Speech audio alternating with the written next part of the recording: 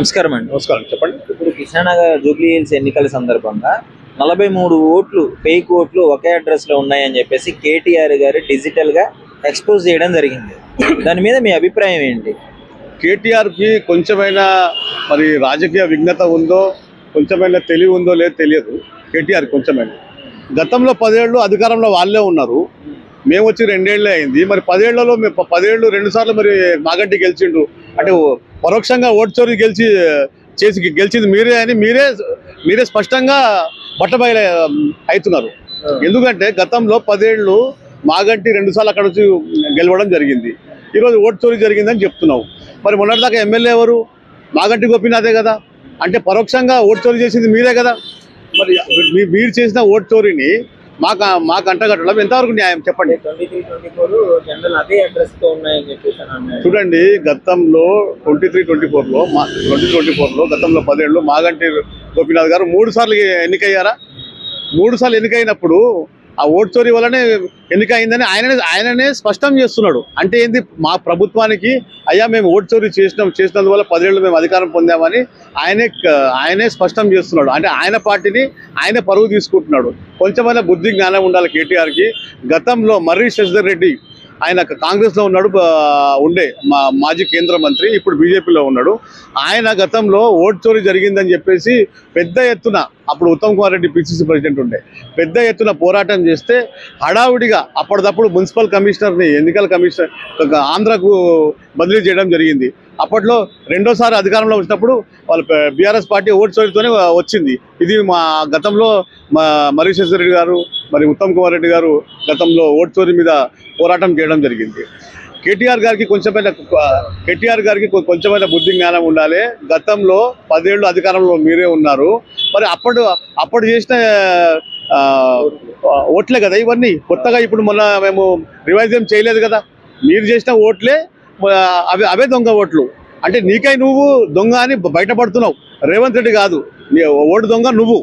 అయితే election commission కూడా ఎవరు అధికారంలో ఉంటే వాళ్ళకి కొమ్ము కట్టుద్ది అని చెప్పేసి ఒక మాట అనడం కూడా జరిగింది. ఇప్పుడు కాంగ్రెస్ అధికారంలో ఉంది కాబట్టి ఈ రకంగా సపోర్ట్ చేస్తారు అనే విధంగా కూడా మాట్లాడినారు. దాని మీద చూడండి, రాహుల్ గాంధీ గారు ఓటు చోరీ మీద కేంద్రం నుంచి రాష్ట్ర వ్యాప్తంగా ఓటు చోరీ మీద పోరాటం చేస్తున్నారు. మీరు బాగా ప్రజలు కూడా గమనించాలి ఈ విషయము. మాగంటి గోపీనాథ్ గారు 3 సార్లు గెలిచారా? గెలిచినప్పుడు అప్పుడు ఓటు గురించి అప్పుడు లేని ఓటు చోరీ ఇప్పుడు ఎట్లా వచ్చింది? వాళ్ళు అప్పుడు ఓటు చోరీ జరిగింది కాబట్టి 3 సార్లు గెలిచారు. మేము వచ్చి 2 ఏళ్లే అయింది, 43 ఓట్లు గాయపోయిందని అని మాట్లాడుతున్నాడు. మరి అప్పుడు మరి మాగంటి కూడా మరి ఓటు చోరీ చేసి గెలిచాడా?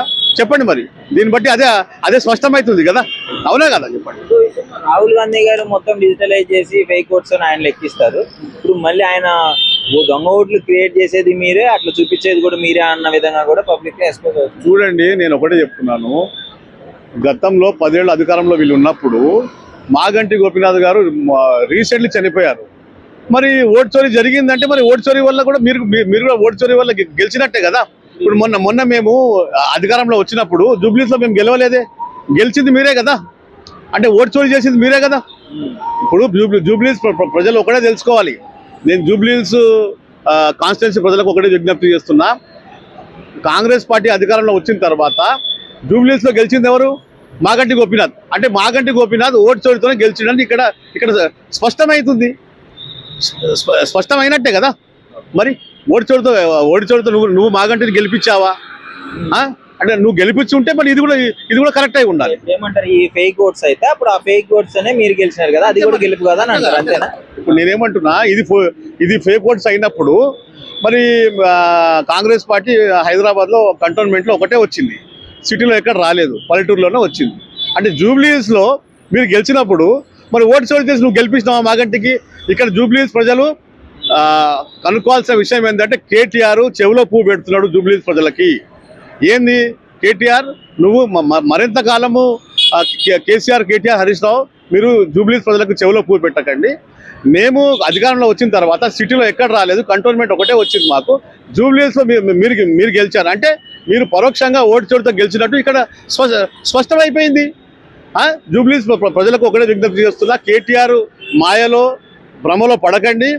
అంటే కేటీఆర్ ఓట్ చోరీకి పాల్పడినట్టు గతంలో మాగంటి గోపీనాథ్ కూడా బీఆర్ఎస్ కూడా ఓట్ చోరీ పాల్పడినట్టు ఇక్కడ స్పష్టమైపోయింది. Thank you.